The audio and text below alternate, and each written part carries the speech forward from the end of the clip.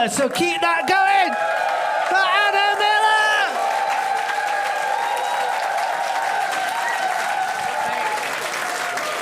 Hello. Hi there, my name's Anna, and I'm Scottish, so I'll speak slowly if you can't understand. I'm quite sad that we're out of the World Cup. I think if we got a prize for being the best supporters, Scotland would definitely win that, right? But I'm supporting England now, so well done, England. So, hold on a second. I took a Strepsil. I thought Abdul was going to do his full minutes.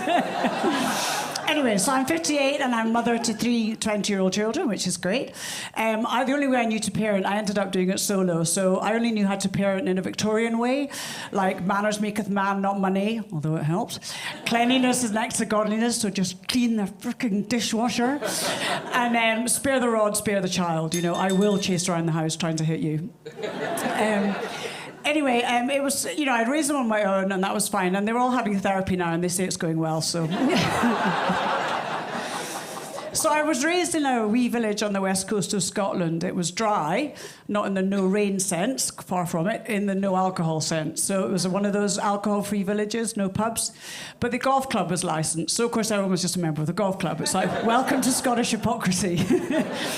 And it was there was a private girls' school in the village, so I went to that. I was very privileged, and I'm aware of that. Sorry, not my fault. And in our school, we all had little ponies called Flicker and Black Beauty and so on, and everyone's mummy had a Range Rover, you know.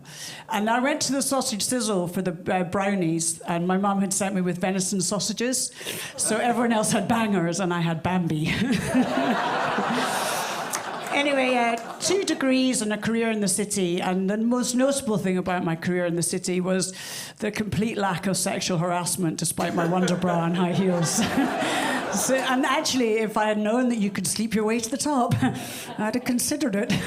Significantly less hours and presumably less of an ADHD medication habit by the end. But the city was good fun, I have to say. I really enjoyed it. And then I met my husband, we got married, and moved to South Africa. Because it turns out our uterus and our career don't go so well. So I had a young family in South Africa, which was great. Was there for 12 years. Husband didn't last 12 years. The kids on the farm did, so that was good. Again, if I'd known that you're allowed to sort of just leave a wife and young families to fend for themselves, I might have taken that first. Like, cheers. But I was a bit slow on the uptake. So anyway, I raised the kids myself. It's hard work, but absolutely highly rewarding. In fact, my son is here. One of my kids here, Sasha. He's going to love the next bit. Yeah, I lied, Sasha. Anyway, so on the farm, I bought a stallion and called him Kismet, which means fate. I rather wish I'd called him Survives for a very long time because tragically he was killed by a puff adder. So, and I'm laughing, it was awful. But luckily, he had left my mare pregnant. So a few months later, we got this surprise foal, which I called Serendipity, or Dippity for short. Again, I wish I'd called him Lives for a very long time because lightning does strike twice, and he dropped dead of an aneurysm, age 3. It was shocking, honestly. It was like losing a 4th child, but I could stuff him. So the taxidermist... No, I swear to God, the taxidermist has turned him into a drinks cabinet. So he's now at home in Fulham. I'm thinking of auditioning him for Warhorse. So anyway, we left the farm and came back to Edinburgh about 9 years ago, and I sold a kidney so I could afford boarding school fees. Thank you. And now my kids are like posher than me. It's fantastic. Like, yay! I made that achievement. I'm a hyacinth bouquet, you know. In fact, Sasha's here with his friends Farky and Torquil and Tristan and yay! And when I got back to Edinburgh, I kind of realised that it's quite hard work doing the parenting thing and work and career and everything. So a couple of years ago, I decided, okay, I'm going to hand in my notice to the children. I'm no longer going to be the parent that looks after you all. It was a bit of an HR. They're like, want to make a complaint about that. So I'm sorry. So I did a reverse empty nest. You're allowed to do this, you know. No one stops you, right? So I sold the family house and bought a 2-bedroom flat in Fulham. There's mliterally no space for them to come and malinger there until they're 40. Sorry, what can I do? Fend for yourself. Anyway, and Fulham's great. You know, the gangs around me, they don't hang trainers for the county lines. It's all Manola Blahniks or whatever. And And anyway, I started dating. I thought, right, I'm ready to date. Look at me, I'm born to snog.